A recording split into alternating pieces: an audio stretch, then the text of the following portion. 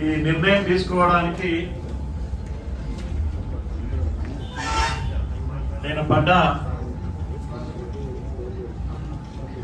అనుభవించిన బాధ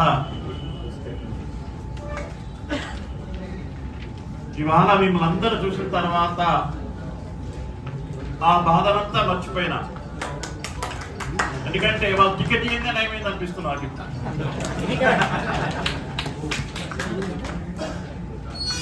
ప్రామిస్గా నా మనస్ఫూర్తి చెప్తున్నాయి మాకు.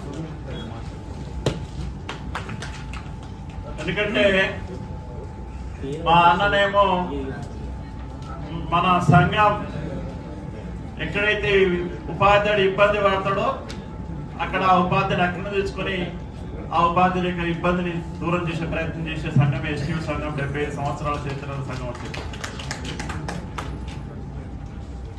మన అన్ననేమో సదన్న మన కార్యాచరణ ఏంటిది, ఏ రకంగా ప్రాథమిక స్థాయిలో ఉండేటువంటి ఓటర్లు ఏ రకంగా ప్రశ్న మన వైపుకి తిప్పుకోవాలి, మన ఆలోచన విధానం ఎట్లుండాలని స్పష్టంగా మన పర్వత సత్యనేమో మన బలం చాలా పెద్దది. మన కార్యరంగంలోకి దిగితే తప్పకుండా విజయం మననే వరిస్తుంది. ఉపాధ్యాయులు ఎప్పుడు అన్ని రకాలుగా ఆలోచిస్తారు, మంచినే అభిమానిస్తారని చెప్పినటువంటి మా పర్వత సత్యన నాకు పెద్ద దిక్కు. అన్ని రకాలుగా మా కుటుంబంతో పరిచయం ఉన్నటువంటి మా అన్న నాకు మార్గనిర్దేశం చేసేటువంటి మదన్న, అదేవిధంగా మా వేదిక మీద ఉన్నటువంటి మా సోదరీమణులు, అదేవిధంగా వివిధ జిల్లాల నుంచి వచ్చిన వివిధ సంఘాల అధ్యక్ష ప్రధాన కార్యదర్శులు, వేదికను అలంకరించినటువంటి ఇతర పెద్దలందరికీ, వేదిక ముందున్నటువంటి పెద్దలందరికీ మరొక వారు శిరస్సు నుంచి నమస్సుమాంజలు తెలియజేస్తూ, మీరందరూ మాట్లాడిన తర్వాత నిజంగానే పోటీలో లేకపోతే పెద్ద తప్పు చేసినామన్న. ఇది టీచర్లందరిగా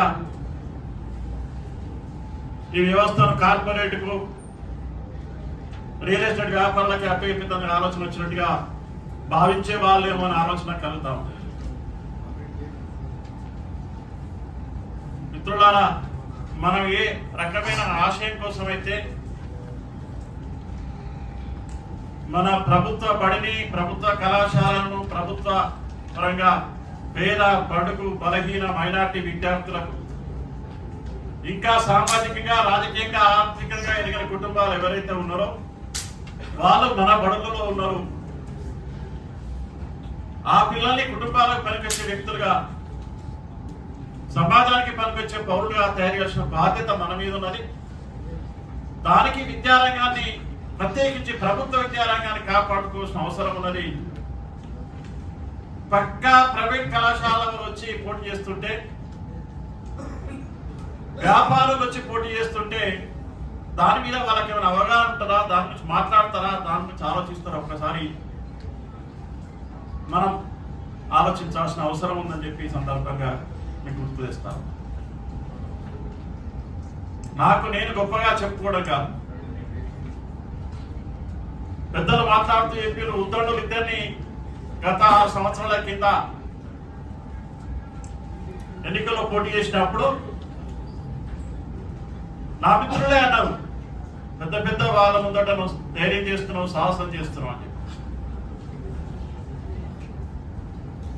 ఎందుకంటే నాకు చదువు చెప్పిన ఉపాధ్యాయులందరికీ పాదాభివందనాలని ముందుగా సంబోధించిన. మా నాన్నకి గెస్టేట్ మాస్టర్, రిటైర్డ్ కీర్తి చేసి నా గురువు కూడా. మా పెద్దన 30 ఏళ్ళుగా కెమిస్ట్రీగా ఉమ్మడి ఆంధ్రప్రదేశ్లో కెమిస్ట్రీ సార్ అనేటువంటి వ్యక్తిగా పనిచేసినటువంటి వ్యక్తి, మాజీ తెలంగాణ పబ్లిక్ సర్వీస్ కమిషన్ సభ్యులు డాక్టర్ కూర రామ్మోహన్ రెడ్డి. రెండవ అన్న కీర్తి శేషులు మొన్న మధ్యనే వారు జూనియర్ కాలేజ్ ప్రిన్సిపాల్ గా రిటైర్ అయ్యారు. మూడవ అని నేను నేరుగా 89లో స్కూల్ అసిస్టెంట్ గా నియామకమైన డాస్కల్. 89లో స్కూల్ అసిస్టెంట్గా నియామకమే. ఒక స్కూల్ అసిస్టెంట్గా, గెస్టెడ్ హెడ్ మాస్టర్గా, ఎంఈఓగా, జిల్లా నోడల్ అధికారిగా 30 సంవత్సరాలు సేవ చేసి మీ ఆశీస్సుల కొరకు మీ దగ్గరికి వచ్చినప్పుడు నాకు 6 సంవత్సరాలు శాసనమండలి సభ్యుగా అవకాశం కల్పించింది. 4వ తమ్ముడు నాగార్జున యూనివర్సిటీలో ప్రొఫెసర్గా ఉంటే వారు ఈ మధ్యకాలంలో కార్పొరేట్ కంపెనీలో ఎంటీగా పనిచేస్తున్నారు. 5వ తమ్ముడు మా చిరంజీవి ఇక్కడే ఉన్నాడు. వాడు మాకు సంబంధించిన కళాశాల చూసుకుంటా ఉంటాడు.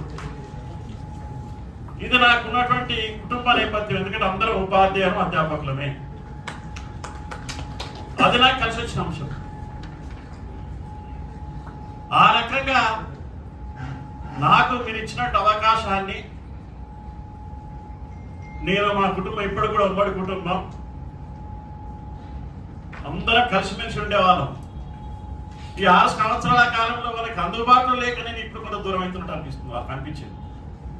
నేను ఎమ్మెల్సీ చేసినవి కానీ మన దొరుకుతలు ఎవరు అని కనిపించాను. మన ఇంట్లో కుటుంబంలో కార్యక్రమమైనా నేను బయట కార్యక్రమాలకు సంఘం తిరగాలి, ఎక్కడికైనా పోవాలి. మీకు ఖర్చుగా అనిపించచ్చు కానీ నాకు 200-300 కిలోమీటర్లు నా వెహికల్లో తిరగకపోతే నిద్ర పడతలేదు రాత్రి. నా అలవాటు అట్లా అయిపోయింది. నిజంగా చెప్తున్నాను, ప్రామిస్. రోజు 200కి మించి కిలోమీటర్ ప్రయాణం చేస్తేనే ప్రశాంతంగా మంచి అలసిపోతున్నా, బ్రహ్మాండ నిద్ర పడతాను. ఎవరన్నా ఏదైనా కార్యక్రమం హైదరాబాద్ నుండి నేను పోలేకపోతే ఆ రోజు రాత్రి ఇబ్బంది అనిపిస్తుంది. ఒక్క క్షణం కూడా తీరిక లేకుండా ఏ ఉపాధ్యాయుడు, ఏ సంఘం మా ఇంటికి వచ్చినా, నా దృష్టి తీసుకొచ్చినా, నా ఫోన్లో మాట్లాడి చెప్పినా నా చేతన కానీ సాయం చేసేకే ప్రయత్నం చేసిన విషయాన్ని తెలియజేస్తున్నాను. చాలా మంది చాలా రకాలుగా అనుకున్నప్పటికీ నేను నా గమ్యం వైపుకే ప్రయాణం చేసేటువంటి లక్ష్యం ఉన్నది.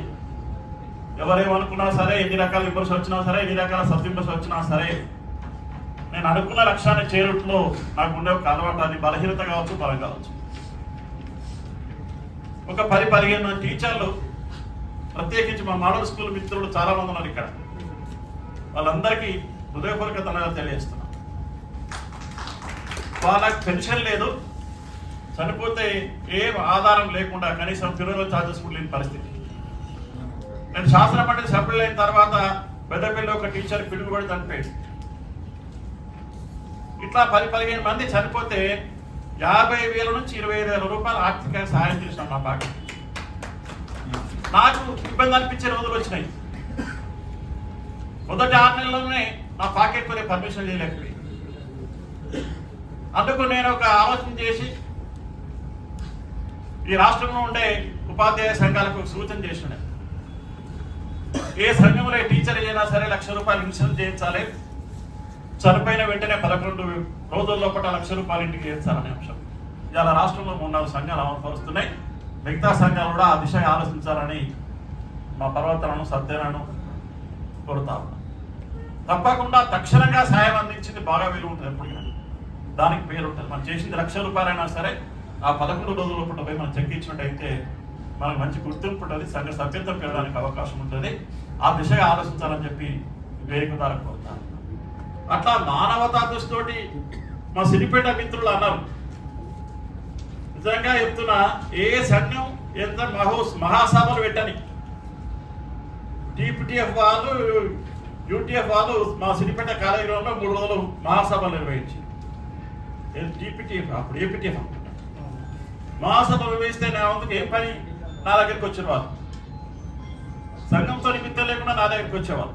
నాకు చేతనకాయ సాయం చేయాలి కాబట్టి బిస్కెట్లు, టీ కొట్టు పెట్టిస్తాం 3 రోజులు. ఎన్నిసార్లు టీ ఏదంటే 8 బిస్కెట్లు అని తిమ్మని చెప్పి 1,32,000 బిల్ చెప్పిండి ఆ హోటల్ ఆయన 3 రోజులు ఓన్లీ టీ. అట్లా ఏ సంఘం ఏ కార్యక్రమం చేసినా నా వంతు సహాయ శాఖలు అందించడానికి ప్రయత్నం చేసిన. నాకు ఎందుకు అంటే నాకు పెద్ద దిక్కు, నా కుటుంబం ఉమ్మడి కుటుంబం కాబట్టి నన్ను మా ఊళ్ళు వదిలేసింది దేశం మీద. నా వేతనం మొత్తం కేవలం ఉపాధ్యాయుల సర్వీస్ కొరకే ఖర్చు చేసిన. వ్యక్తిగతంగా నాకు సంబంధించినది ఏమీ లేదు. నా కుటుంబాన్ని నాకు ఆస్తి కాబట్టి అట్లా పనిచేసిన కాబట్టి స్థానికంగా మనం చూసిన మిత్రులు ఇవాళ 2 కోట్ల విలువ సార్ సిద్దిపేటలో నడిపొట్టున 400 గజాలలో మా నాన్న గజెట్ ప్రధాన ఉపాధ్యాయులుగా చనిపోయిన వెంటనే స్థలం కొనుక్కున్నా. ఇవాళ 2.5 కోట్ల విలువ మా సిద్దిపేట టీచర్లకు భవనాన్ని అంకితం చేసిన మా నాన్నగారి విగ్రహాన్ని. నా స్వార్థం ఏంటంటే మా నాన్న గెస్టెడ్ మాస్టర్, నా గురువు కాబట్టి ఆయన కొరకు నేను కూడా నా వంతు చేయాలి అని గుర్తింపు ఇవ్వాలి. సమాజానికి ఎప్పుడు ఆయన సమాజంలో ఉండాలి, నాకు ఎప్పుడు పొద్దులేస్తే కనబడాలి మా నాన్న అని ఆయన విగ్రహాన్ని వీటిని అంతే దాకుంటా. పూరా భూపతి రెడ్డి స్మారక ఉపాధ్యాయ భవన్ అని సిద్దిపేట ఇలా పెద్ద ఫంక్షన్ హాల్ ఉంటుంది, అన్ని కార్యక్రమాలు చేసుకుంటారు మా టీచర్. అట్లా నా కుటుంబం నాకు అండగా ఉంది కాబట్టి, ఉమ్మడిగా ఉంది కాబట్టి నా పని చేయగలిగింది. ఎప్పుడూ నిరంతరం మా నాన్న నేర్పిన ఏదైతే సిద్ధాంతం ఉందో, ఏదైతే నాకు చదువు చెప్పి నేర్పించిండో దాని ప్రాతిపదికన ముందుకు వెళ్తా ఉన్నా. అదే నన్ను నా మంచితనమే గిట్టని వాళ్ళు రేపు పొద్దున వీడు మరోసారి మెలిసి అవుతాడు, మనందరినీ పక్క పెడతాడు, వీడియో సంఘంలో పెద్ద మనిషి అవుతాడు అనే కుట్రమని ఆ కుట్ర మనసులో ఉన్నప్పుడు ఒక రియల్ ఎస్టేట్ వ్యాపారి వచ్చి 10 కోట్లు 15 కోట్లు ఇస్తారగానే ఆయనకు ఉన్నటువంటి వ్యక్తిత్వాన్ని మర్చిపోయి, ఆయనకున్న సర్వీస్ని మర్చిపోయి, ఆయనకున్న ఆన్ డ్యూటీని మర్చిపోయి, ఆయనకున్న రాష్ట్ర అధ్యక్ష పదవి మర్చిపోయి, ఇదేదో బాగుంది ఇలా టికెట్ ఇవ్వచ్చు, ఆడ నేను పోటీ చేయొచ్చు.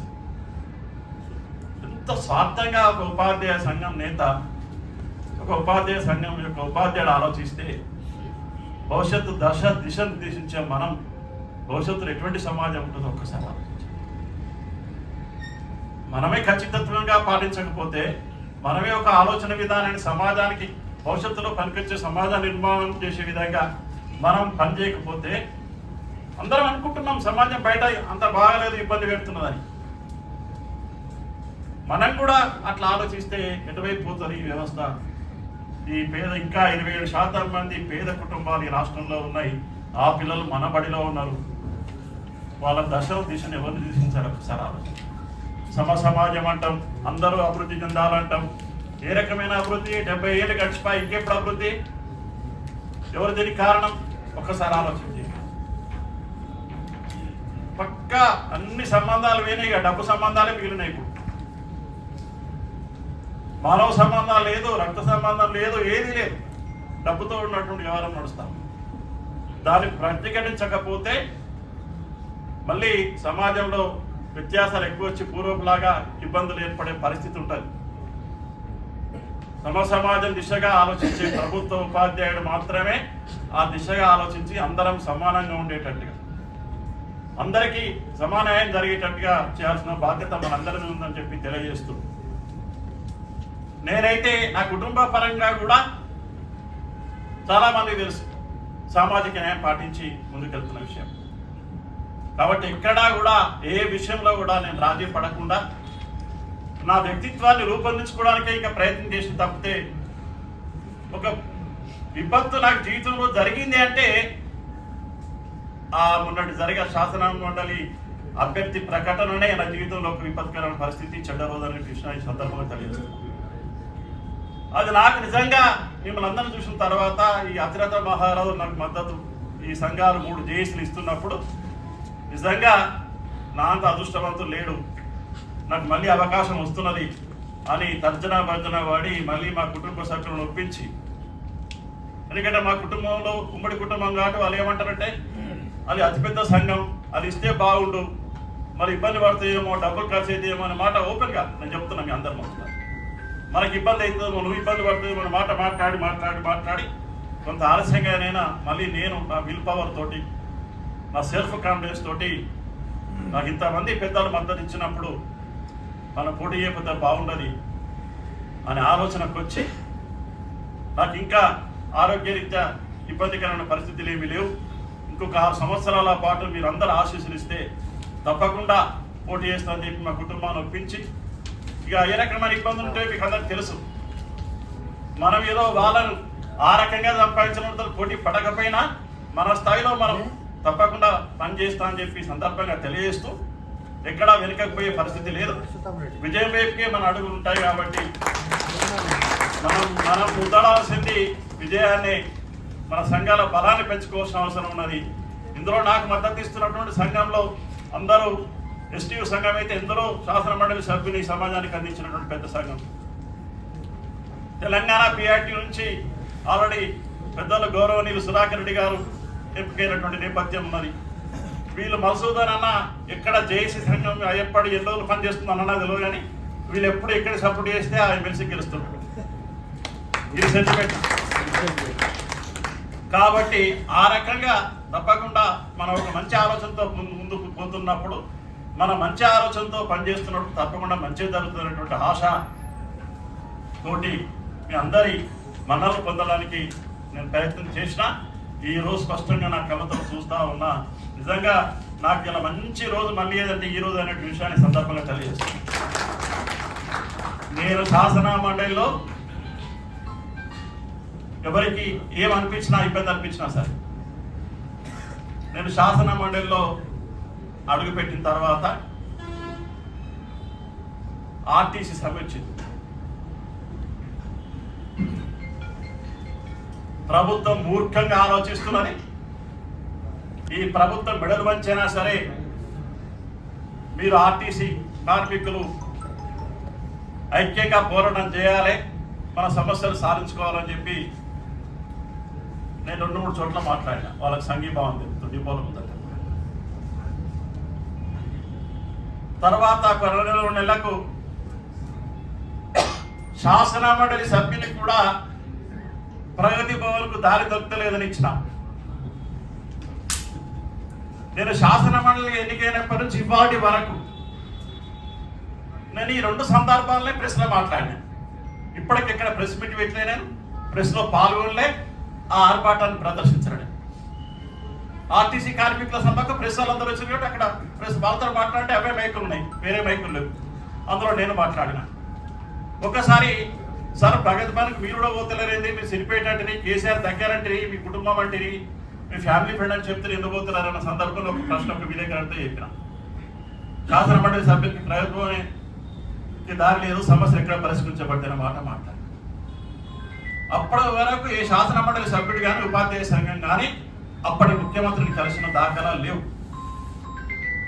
ఈ 2 స్టేట్మెంట్లు చూసిన తర్వాత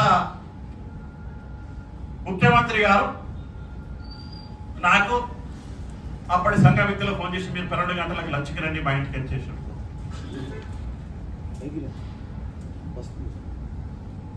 చేస్తే చాలా సంతోషంగా డబ్బాలు చూసుకుంటూ నేను మీకు మమ్మల్ని పిలిచండి పెద్ద సార్.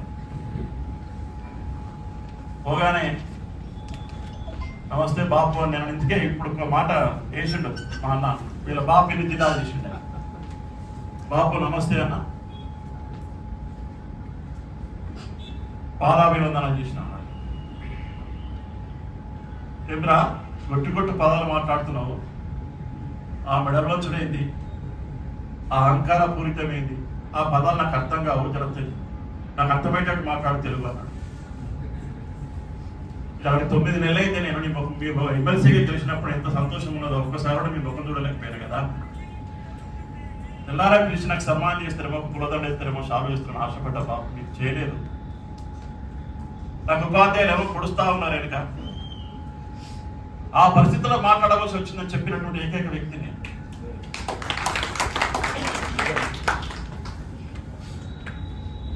అప్పటి నుంచి లైన్ క్లియర్ అయింది. అప్పటికి 600 సంవత్సరాలు అయింది ఆయన ముఖ్యమంత్రిగా ఉండి. ఒక్కరంటే ఒకరు పోయి మాట్లాడడం సాహసించాలి. కాకపోతే అన్ని సంఘాలకు కాంట్రిబ్యూట్ ఇచ్చాయి. ఏ పని కాకపోయినా అన్నిటి మొత్తం 2 సంఘాలకు ఇస్తాయి. మీరు పిలిచి నన్ను అప్రిషియేట్ చేస్తారేమో అనుకున్నా. ఎందుకంటే ఆయన వ్యతిరేకంగా గెలిచినప్పటికీ కూడా నాకు వారికి నా కుటుంబ సాన్నిధ్యం, మా ఇంట్లో 6 సంవత్సరాలు కూడా వ్యక్తి మా ఇంట్లో సొంత ఇంట్లో వచ్చి ఆయనకు సిరిపేట ఇల్లు లేదు, కారు లేదు, మా ఇంట్లో ఉండేవాడు. అది నాకు వాళ్ళకున్న కుటుంబ సాన్నిధ్యం. నా విమర్శలు కూడా ఆ మిత్రులు చేశాను. నువ్వు ఇంటి దగ్గర అంటే కుటుంబ సభ్యులు ఏమో చెప్తే ఒక పని అయితే లేదు, ఎందుకు పోతలేవు, ఆ మాటలు స్పష్టంగా చెప్పిన. ఆయనతో మాట్లాడినాం. మన అదృష్టం ఏంటంటే ఆ సమయంలో నేను ఆయనతో 2 సార్లు కలిసిన తర్వాతనే అప్పటి పిఆర్సీ కమిషనర్ 7.5 తోటి పిఆర్సీ కమిషన్ రిపోర్ట్ ప్రభుత్వానికి సమర్పించడం. అప్పటికి 36 నెలలు నష్టపోయినా ఆ చొరవతోటే కదా సార్తో చేతులు తప్పి ఇవాళ రాష్ట్రంలో ఉండే ఉద్యోగ ఉపాధ్యాయులకు 30% పిఆర్సీ ఇప్పించాం. ఆ చదువుతుంటే కదా 55 సంవత్సరాల వయసు 41 సంవత్సరాలకు పెంచిపించాం. అంతకుముందు 6.5 సంవత్సరాల ముందు ఒక్క జీవో ఉంటే చెప్పండి, నాకు ఒక్క జీవో ఉన్నా చెప్పండి, నేను బుక్కులాగా రాస్తాను. దానికి కారణం ఎవరు ఒకసారి రోజుగా ఆలోచించండి. అవేమీ లేకుండా స్వార్థం కొరకు, మన మనుగడ కొరకు సంఘాలను పరంగా పెట్టి ఉపాధ్యాయులను ఇబ్బంది పెట్టేటువంటి పరిస్థితి చేస్తున్న వాళ్ళకు మనుగడ ఉంటుందా ఒక్కసారి ఆలోచించండి. మా పరమసత్తని చెప్పిండు అవుట్ గోయింగ్ కానీ ఇన్కమింగ్ లేదని. అది ప్రకృతి ధర్మమే కదా, తప్పు చేసినప్పుడు జరగాల్సింది అదే కదా. దాని గురించి మనం ఆలోచించాల్సిన అవసరం. అట్లా ఎటువంటి ప్రజాప్రతినిధులు తయారైనంటే కొద్దిగా సమయం ఎక్కువ తీసుకుంటారు, దయచేసి 10 నిమిషాలు ఏమనుకోకండి.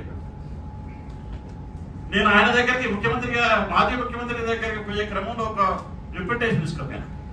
ఇక నేను ఒక్కనే వెళ్ళేవాడిని చాలాసార్లు. ఎందుకంటే గేట్ దగ్గర నిలబడ్డా ఆడ నిలబడాలి 10 నిమిషాలు. నేను సైతం రఘుత్తం రెడ్డి టీచర్ ఎమ్మెల్సీ వచ్చిన సార్ అని ఆడ సెక్యూరిటీ ఆఫీసర్లు మాట్లాడతారు. అప్పుడు మనం 10 నిమిషాలు 20 నిమిషాలకు పర్మిషన్ వస్తుంది, మనం పోవాలి. ఒక్కనే రమ్మంటారు సార్, చూద్దాం వద్దాం. అట్లానే చాలాసార్లు విన్నాను. ఒక్కసారి ఒక వినతి పత్రం తీసుకపోయినా, బాబు ఇది మానవతా దృష్టితో చేయాలి మీరు. మా ఉద్యోగులు ఉపాధ్యాయుల తల్లిదండ్రులు తల్లి చనిపోయినప్పుడు 15 రోజులు ఆన్ డ్యూటీ ఇవ్వాలని ఒక లెటర్ ప్రాజెక్ట్ మీద రాసుకుని తీసుకుపోయాను. ఏంద్రా ఇదే మళ్ళీ చెప్పిన చౌతులు మీ టీచర్లకు పావు జీతం సెలవులు ఉంటాయి, సగం జీతం వచ్చే సెలవులు ఉంటాయి, పూర్తి జీతం ఇచ్చే సెలవులు ఉంటాయి, 25 రోజులు సీఎల్ ఉంటాయి. మీ అయ్యా వాళ్ళు కష్టపడి ఉద్యోగం ఇప్పిస్తే మీ వాడు 15 రోజులు ఖర్చు పెట్టుకోవడాలా అనగా నాకు ఐదం తీసుకున్నా. నేను ఎందుకు చెప్తున్నా ఈ మాట అంటే, మనల్ని పరిపాలించే పాలకులు ఆ రీతిగా ఆలోచిస్తున్నారు. ఆ రీతిగా ఆలోచించే పాలకులు వచ్చినప్పుడు నేను అడిగింది ఎంత చిన్న కోరిక, మానవతా దృష్టితోటి తల్లిదండ్రుల కర్మకాండ చేసినప్పుడు సెలవులు అడిగితే ఇవ్వని వాళ్ళు ఉంటారా ఈ ప్రపంచంలో అని అనుకున్నది నేను. ఆయన భావించింది అట్లా. అటువంటి పాలకులు మనకు పరిపాలించినప్పుడు మనం ఏ ఆలోచన రీతితో ఉంటే బాగుంటుంది ఒకసారి ఆలోచన చేయండి. మనం ఏమో నేను అందరూ మాట్లాడుతూ ఉన్నారు అన్ని సంఘాలతో కలిసి ఉంటాడని చెప్పి ఇలా చెప్తున్న వేదిక ద్వారా మనం 60 సంఘాలే విడిపోవడం అనే మనకి దరిద్రం. ఇవాళ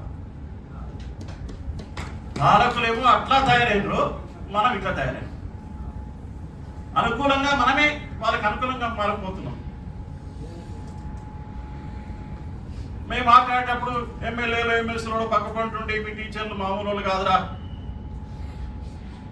అను పార్లమెంటు భాషలో ముఖ్యమంత్రి గారు చెప్పిన మాట వేదిక మీద చెప్తున్నారు నిరుపేద. మీ వాడు 8:30కి మొదలు పెడతాడు కార్యక్రమం, పొద్దున మొదలు భార్య దించేస్తాడు బస్ స్టాండ్లో, తర్వాత పిల్లలను చేస్తాడు. అమ్మ నా పని అయిపోయింది అలా ప్రశాంతంగా టిఫిన్ చేస్తాడు ఒక 45 నిమిషాలు. అప్పటికి టైం చెప్పి 15 గంటల పోతాడో చెప్పి చెప్తారండి. ఇక్కడ ఉదయం పూట ఒక మెసేజ్ రాదు మీ టీచర్లది, సాయంత్రం పూట ఒక మెసేజ్ రాదు. స్కూల్ టైంలో 10 నుంచి 5 దాకానే మెసేజ్ వస్తాయి మాకు అన్నాడు. వీడు అప్పుడు ఫ్రీ ఉంటాడు రా అన్నాడు. చూడండి, ఒక ప్రభుత్వ అధినేత మా నోట్లతో చేసిన వ్యక్తి, మీ ఓట్లతో చేసిన వ్యక్తి నాతో అంటున్న మాట నాకు ఎంత మనతో చెప్పండి. మీరు ఏం చూస్తున్నారు బాబు మెసేజ్లు, మీ సన్యాసులు పెట్టుకున్న సన్యాసులు టీచర్లకు 10 మంది పెట్టినా మిగతా డిపార్ట్మెంట్కి ఒక్కొక్కరు పెట్టినని చెప్పాడు. ఇదొకటి ఇంపార్టెంట్. మీ టీచర్ల మెసేజ్ చూస్తుంది 10 మంది పెట్టినా అన్ని డిపార్ట్మెంట్కి ఒక్కొక్కరు పెట్టినా మీలో చేస్తారు ఎక్కువ అన్నట్టు. ఆ సన్యాసం ఏం చేస్తారంటే మీకు పెట్టే మెసేజ్ నెగిటివ్ పెడతారు, మీరు అవే ఎన్నడో చూస్తారు. ఒకనాడు వచ్చే 3000 మెసేజ్ మొత్తం చూడండి, అలా 2500 నీకు పాజిటివ్ ఉంటాయి, 500 నెగిటివ్ ఉంటాయి కావచ్చు. నెగిటివ్ స్పీడ్లో మాట్లాడుతున్నారు అన్న. దానికి అనుభవం, నాకున్న అనుభవం అక్కడ ఉపయోగపడదు. ఒక్క ఎంబీఓ స్థాయి అధికారితోటి మాట్లాడిన సన్యాసులు ఇవాళ ఒక హెడ్ మాస్టర్ తోటి మాట్లాడని సన్యాసులు ఏకంగా శాసన మండలికి వస్తామంటే ఉపాధ్యాయ వర్గం ఆలోచిస్తుందా ఆలోచించదా ఒకసారి చెప్పండి. ఒక అధికారితో ఒక రిప్రజెంట్ చేయని వ్యక్తి వీళ్ళు, ఒక ప్రాతినిధ్యం చేయలే మన గురించి, ఒక ఉద్యమం చేయలే, ఒక ధర్నాలో పాల్గొనలే. ఇప్పటికే శాసన మండలి సభ్యులమైనట్టు విర్రవీగుతున్నటువంటి సందర్భాన్ని మీకు తెలియజేస్తాం. గట్టిగా బుద్ధి చెప్పకపోతే మన పాలకులు ఇట్లా తయారైంది మన పట్ల, మన వ్యవస్థ పట్ల ఎంత భయంకరమైన పరిస్థితిలో ఉన్నాం మనం. మా అన్న నూతన విద్యార్థులు కొద్దిగా టచ్ చేసి వదిలిపెట్టిండు, దాన్ని చెప్తే మీకు గంట చేయ చెప్పాలి. మీకు ఎంత భయంకరమైన వ్యవస్థ అంటే ఇక అది మనం చాలా ఇబ్బంది, అంటే ఇక మహా ఇబ్బందులు పడబోతాం. దానికి విద్యా కమిషన్ అని వేసి దానికి అప్పయ్యారు, అది రూపకల్పన చేస్తూ ఉన్నారు, విధి విధానం ఖరారైతా ఉన్నాయి.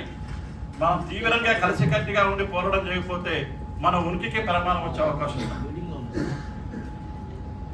పాలకులు అట్లుండి మన 60 సంఘాలుగా విడిపోతుంది, మన సమస్యలు పరిష్కరించబడతాయి అనుకుంటే ఆశాపరమా కాదు? ఒక్కసారి ఆలోచించండి.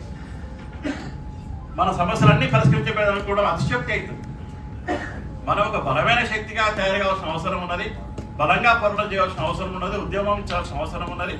కాబట్టి మిత్రులారా, మీరు మనం ముందుగా ముఖ్యమైనటువంటి కార్యకర్తలు ఇక్కడ వచ్చున్నారు.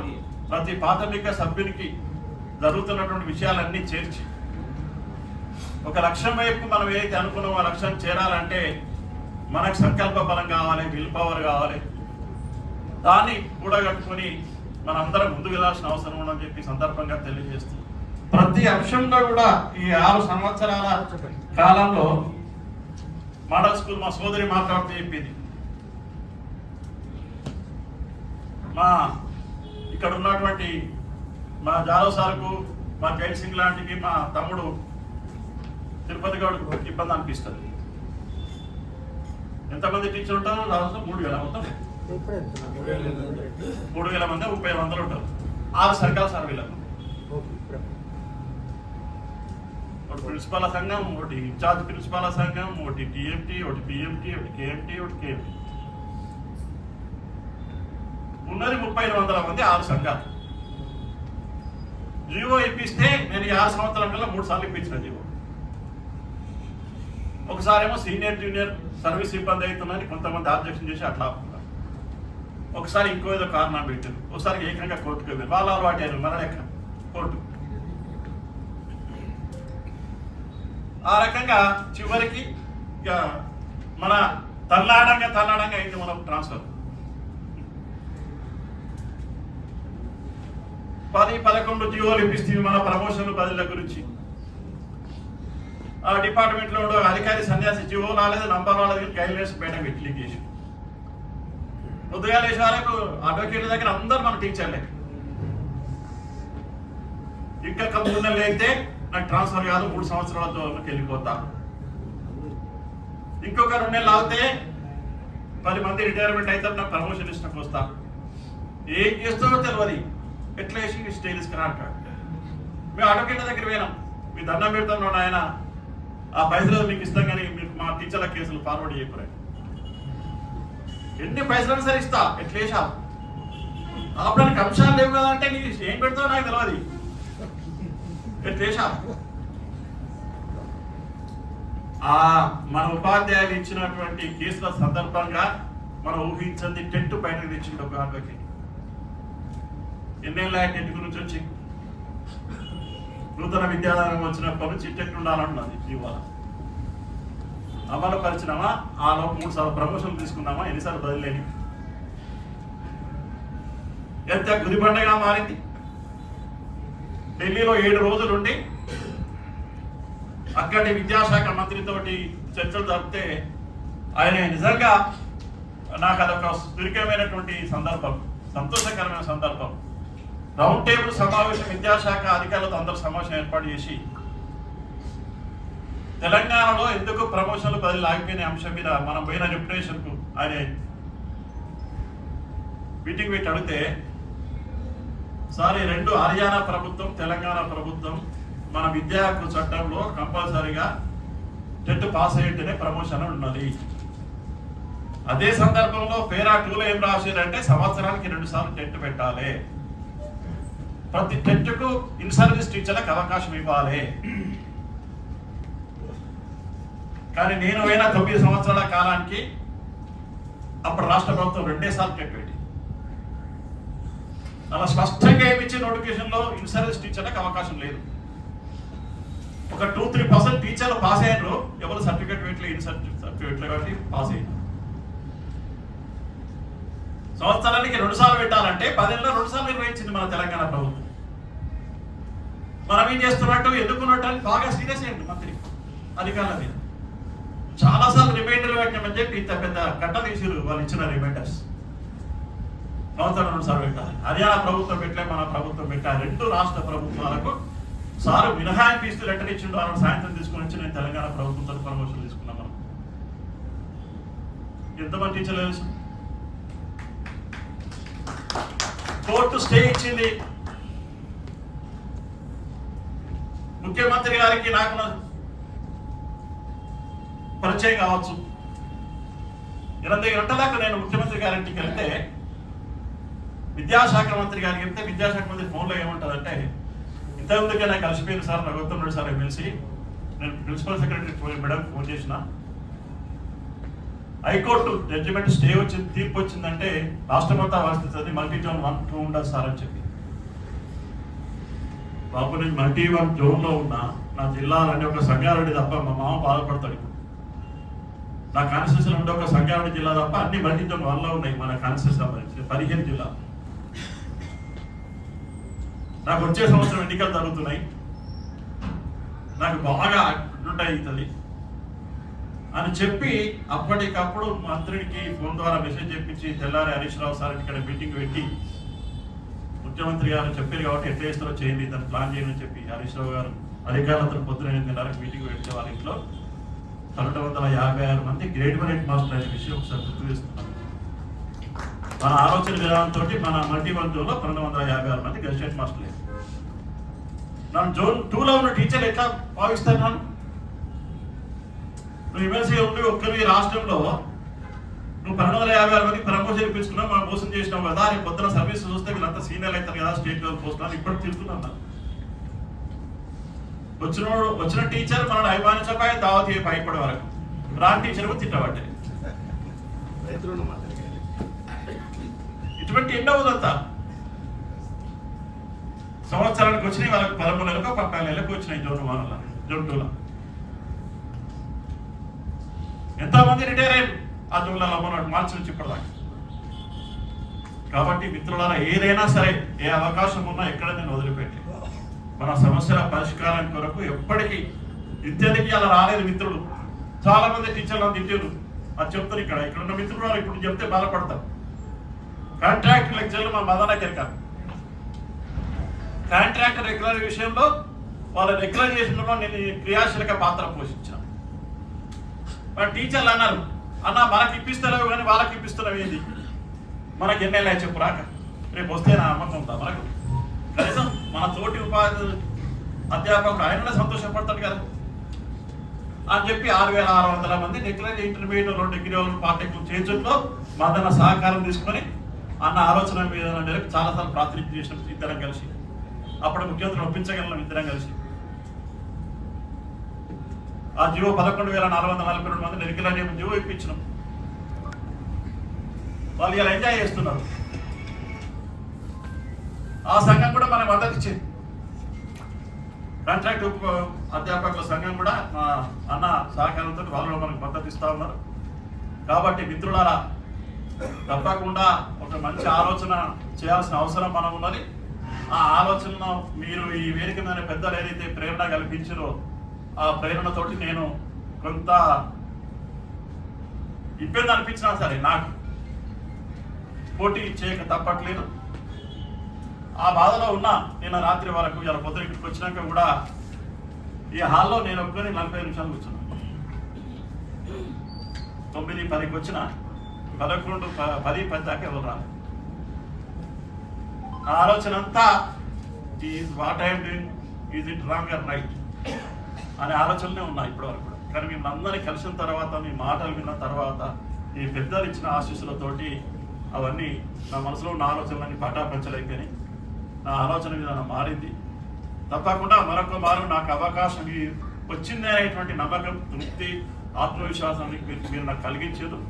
మీరు ఇచ్చినటువంటి విశ్వాసానికి, మీరు చూపినటువంటి అభిమానానికి మనస్ఫూర్తిగా శిరస్సు వచ్చి నమస్సుమని తెలియజేస్తూ, తప్పకుండా మరొక మారు మన ఈ 4 జేఏసీల పక్షాన మనకు కనుక చట్టసభలో అవకాశం వస్తే తప్పకుండా అధ్యాపక ఉపాధ్యాయ వర్గాలకు ఏ మేరకు సాయం చేయను ఇప్పటికే నేను బాగా పనిచేసినట్టు నమ్మకం ఉన్నది. దానికి ఇంకా రెట్టింపు ఉత్సాహంతో పనిచేస్తా. నేను మరీ చెప్తున్నా, నాకున్న అనుభవం ఎవ్వరికీ లేదు. ఏ సమస్య పట్ల కానీ, వృత్తి పట్ల కానీ, పాఠశాల పట్ల కానీ, పాఠశాల విద్య పట్ల కానీ ఏ ఒక్క క్యాండిడేట్ కూడా అవగాహన లేదు. నాకు 6 సంవత్సరాల ఎమ్మెల్సీగా సేవాకాలం కూడా బాగా 2 ముఖ్యమంత్రులతో కలిసి పనిచేసిన అనుభవం నాకు వచ్చింది. వీళ్ళ మంత్రుల దగ్గర పనిచేసిన అనుభవం నాకు వచ్చింది. ప్రాతినిధ్యాలు ఎట్లా చేస్తే పని అవుతుందో తెలిసింది. మనసులు ఎట్లుంటారో, వ్యక్తులు ఎట్లుంటారో సంగతి తెలిసింది. నాకు అప్పుడు తెలిసిన మనుషులు ఎట్లా ఉంటారు, నాయకులు ఎట్లా ఉంటారు, రాష్ట్ర నాయకులు ఎట్లుంటారో తెలిసింది. ఇప్పుడు నాకు అనుభవం నాకు ఉపయోగపడుతుంది ఎప్పుడు కానీ. అనుభవం చాలా ఇంపార్టెంట్. కాబట్టి మీరు ఒకసారి మనందరం కలిసికట్టుగా ఉద్యమించి ఈ 25 రోజులు ఒక ఉద్యమం లాగా ముందుకెళ్ళి ఎవరి స్థాయిలో వాళ్ళు సాధారణ చెప్పిండు, ఏ అవసరం ఉన్నా సరే జస్ట్ సింగిల్ కాల్ చేయండి, నేను వస్తా, లేకపోతే నా ప్రతినిధి వస్తాడు. అందరికి అందుబాటులో ఉంటే మా తమ్ముడు వెంకటరామ సాయిపుతో మాట్లాడండి, మైక్ తీసుకొని మీ దగ్గర అందుబాటులో ఉంటాడు. ఏ జిల్లాకైనా మా తమ్ముడు లేకపోతే ఎవరో ఒక అయితే మా సొంత తమ్ముడు 3వ 4వ 5వ తమ్ముడు ఉన్నాడు, వాడు మీకు అందుబాటులో ఉంటాడు. ఏ అంశానికి నేను పంపిస్తా. ఎక్కడ వెనక ముందు కావాల్సిన పని లేదు, ఇక్కడ మొహమాటం అవసరం లేదు. తప్పకుండా విజయం వైపు ఏ దిశలో ఏ ప్రయత్నమైనా సరే చేద్దామని చెప్పి తెలియజేస్తూ, ఎక్కడ వెనక వేయకుండా ముందుకు పోవాలని తెలియజేస్తూ, మీరు ఇచ్చినటువంటి మనోబలానికి, మనోధైర్యానికి మరొకసారి కృతజ్ఞత తెలియజేస్తూ, నన్ను ఉత్సాహపరిచి ప్రోత్సహించి ఇక్కడ దాకా ఇచ్చిన ఈ వేదిక మీద ఉన్న పెద్దలందరికీ హృదయపూర్వకంగా మరొక ధన్యవాదాలు తెలుస్తూ ముగిస్తున్నా. జై హింద్, జై టీచర్, జై హింద్. ఇప్పుడు అభ్యర్థి మాట్లాడారు కదా, నేను మాట్లాడబోతున్నా అంటే ఈ నియోజకవర్గంలో పోటీ చేసే అభ్యర్థి ఈ 45 నిమిషాలు ఈ సబ్జెక్ట్ మాట్లాడితే మనం ఉపసంహరించుకుందాం పోటీ నుంచి. అభ్యర్థులు చేస్తారు కదా పోటీ, వాళ్ళు ఎవరైనా ఈ సబ్జెక్ట్ మాట్లాడితే మనం ఉపసంహరించుకోవచ్చు. ఉపన్యాసం ఉట్టిగానే రాదు, చేస్తేనే వస్తుంది, అనుభవిస్తేనే వస్తుంది. కాబట్టి ఇక్కడ కూర్చున్న అందరికీ సెపరేట్ క్యాన్వాసింగ్ మ్యాటర్ అవసరం లేదని భావిస్తున్నాను. Thank you.